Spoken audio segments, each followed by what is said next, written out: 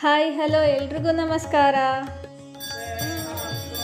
ಈ ವಿಡಿಯೋ ದೇವರಾಯ ಸಮುದ್ರದ ಶ್ರೀ ತೈಲಾಂಬ ಸಮೇತ ವೈದ್ಯನಾಥೇಶ್ವರ ದೇವರ ಕುಂಭಾಭಿಷೇಕ ಮಹೋತ್ಸವದ್ದಾಗಿರುತ್ತೆ.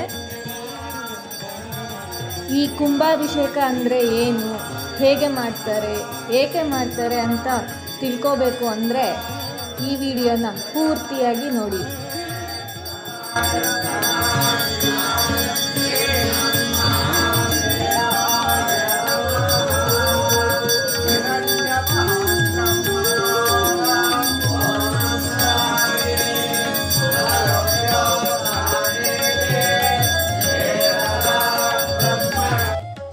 ಮಹದ್ವಾರ ಮಹಾಗಣಪತಯೇ ನಮಃ. ಶ್ರೀ ತೈಲಾಂಬಾ ಸಮೇತ ವೈದ್ಯನಾಥೇಶ್ವರ ಸ್ವಾಮಿನೇ ನಮಃ.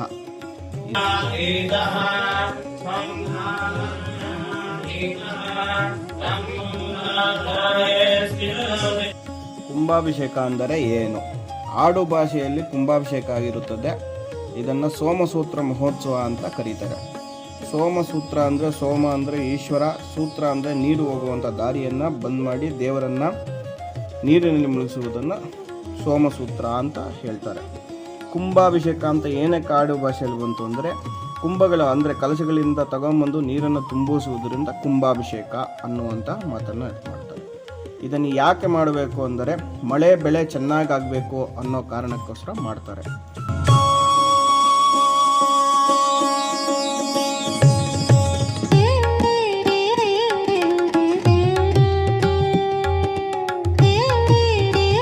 ಇದನ್ನು ಹೇಗೆ ಮಾಡಬೇಕು ಅಂದರೆ, ಪ್ರಥಮ ದಿನ ಸಂಕಲ್ಪ ಪುರಸ್ಸರವಾಗಿ ಮಹಾನ್ಯಾಸ ಪೂರ್ವಕ ಏಕಾದಶ ವಾರ ರುದ್ರಾಭಿಷೇಕ ಆಗಿ ಮಹಾಮಂಗಳಾರತಿಯನ್ನು ಮಾಡೋದು. ಎರಡನೇ ದಿನವೂ ಏಕಾದಶ ವಾರ ರುದ್ರಾಭಿಷೇಕ ಮಹಾಮಂಗಳಾರತಿ ಆಗುತ್ತೆ. ಮೂರನೇ ದಿನ ಮಹಾನ್ಯಾಸ ಫಲಪಂಚಾಮೃತ ಅಭಿಷೇಕ ನೀರಿನಲ್ಲಿ ತುಂಬಿಸೋದು. ತಿರ್ಗಾ ನೀರು ಬಿಟ್ಟ ನಂತರ ಸ್ನಾನವನ್ನು ಮಾಡಿ ಚಂಡಿಕೇಶ್ವರನಿಗೆ ಆರಾಧನೆಯನ್ನು ಮಾಡಿ ಸ್ನಾನವನ್ನು ಮಾಡಿ ತಿರ್ಗಾ ಮಹಾಭಿಷೇಕವಾಗಿ ಏಕವಾರ ರುದ್ರಾಭಿಷೇಕ ಆಗಿ ಅಲಂಕಾರವನ್ನು ಮಾಡಿ ತ್ರಿಶತಿಯಿಂದ ಅರ್ಚನೆಯನ್ನು ಮಾಡಿ ಮಹಾಮಂಗಳಾರತಿ ಮಾಡುವಂಥ ವಿಧಾನ ಇರುತ್ತೆ. ಏಕಾದಶ ವಾರ ರುದ್ರಾಭಿಷೇಕ ಅಂದರೆ ಎಲ್ಲರೂ ಸೇರಿ ಒಂದು ಸಾರಿ 11 ಅಧ್ಯಾಯ ರುದ್ರವನ್ನು ಹೇಳಿ ಒಂದು ಚಮಕವನ್ನು ಹೇಳಿದರೆ ಅದು ಏಕಾದಶ ರುದ್ರಾಭಿಷೇಕ ಆಗುತ್ತೆ. ಅದನ್ನೇ 11 ಜನ ಕೂತ್ಕೊಂಡು 11 ಸಾರಿ ಹೇಳಿ 11 ಅನುವಾಕ ಚಮಕವನ್ನು ಹೇಳಿದರೆ ಶತರುದ್ರೀಯ ಅಭಿಷೇಕ ಆಗುತ್ತೆ. ಅದನ್ನು 3ನೇ ದಿನ ಮಾಡುವಂಥ ವಾಡಿಕೆ ಇರುತ್ತೆ.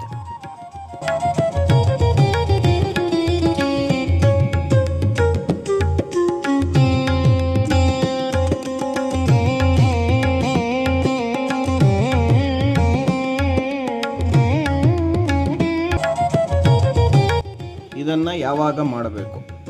ಮಳೆ ಕಮ್ಮಿಯಾದಾಗ ಮಾಡುವ ವಾಡಿಕೆ. ದೇಶಾಚಾರದಲ್ಲಿ ಮಳೆ ಕಡಿಮೆ ಆದಾಗ ಈಶ್ವರನಿಗೆ ಮಾಡಬೇಕೆಂದು ಆಚಾರ ಇರುತ್ತದೆ. ಆದರೆ ದೇವರಾಯ ಸಮುದ್ರದಲ್ಲಿ ಹಂಗಲ್ಲ. ಮಳೆ ಬೆಳೆ ಇರಲಿ ಆಗಲಿ ಆಗದೆ ಹೋಗಲಿ ಪ್ರತಿ ವರ್ಷವೂ ಮಾಡುವಂಥ ವಾಡಿಕೆ ಇರುತ್ತದೆ.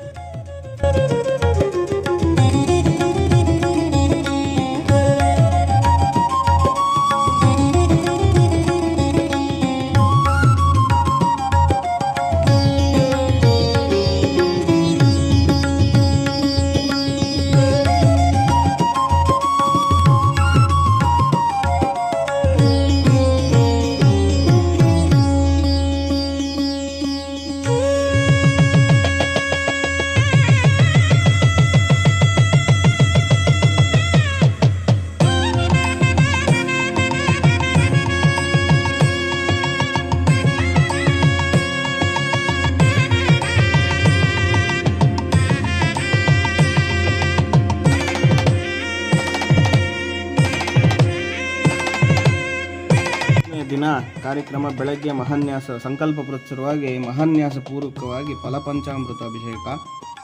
ಫಲಪಂಚಾಮೃತ ಅಭಿಷೇಕ ಆದ ನಂತರ ನೀರನ್ನು ತುಂಬಿಸ್ತಾರೆ. 7 ಬಾವಿಗಳಿಂದ 9 ಬಾವಿ 11 ಬಾವಿ ಅಂದ್ಕೊಂಡು ಅವರವರ ಶಕ್ತಿ ಯಥಾಶಕ್ತಿ ಹೆಂಗಿರುತ್ತೋ ಅದರ ಮುಖಾಂತರ ನೀರನ್ನು ತಂದು ತುಂಬಿಸಿ ಚಂಡಿಕೇಶ್ವರನಿಗೆ ಆರಾಧನೆಯನ್ನು ಮಾಡಿ ಆ ನೀರನ್ನು ಸ್ನಾನವನ್ನು ಮಾಡ್ತಾರೆ.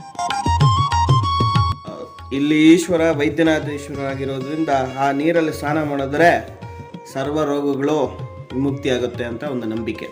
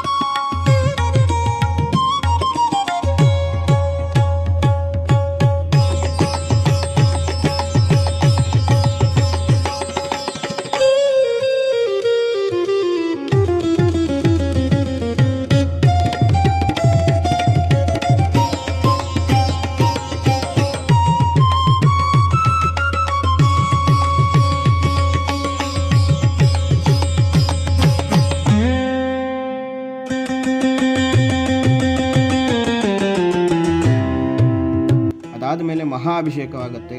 ಮಹಾಭಿಷೇಕದಲ್ಲಿ ಹಾಲು, ಮೊಸರು, ತುಪ್ಪ, ಜೇನುತುಪ್ಪ, ಎಳ್ನೀರು, ಸಕ್ಕರೆ, ಹಣ್ಣುಗಳು, ಶುಷ್ಕ ಫಲಗಳು ಅಂದರೆ ಡ್ರೈ ಫ್ರೂಟ್ಸು, ಅವುಗಳಿಂದ ಗಂಧಾದಿಗಳು, ವಿಭೂತಿ, ಸುಗಂಧ ದ್ರವ್ಯಗಳಿಂದ ಅಭಿಷೇಕ ಆಗಿ ಬಿಲ್ಲುಪತ್ರೆಯಲ್ಲಿ ಅರ್ಚನೆಯನ್ನು ಆಗಿ ಏಕವಾರ ರುದ್ರಾಭಿಷೇಕ ಆಗಿ ಮಹಾಮಂಗಳಾರತಿಯನ್ನು ಮಾಡ್ತಾರೆ.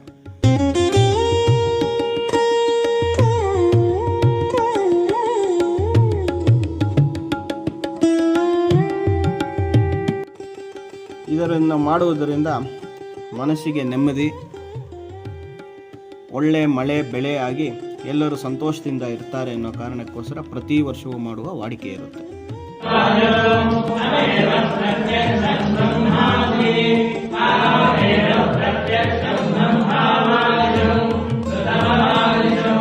ಸತ್ಯ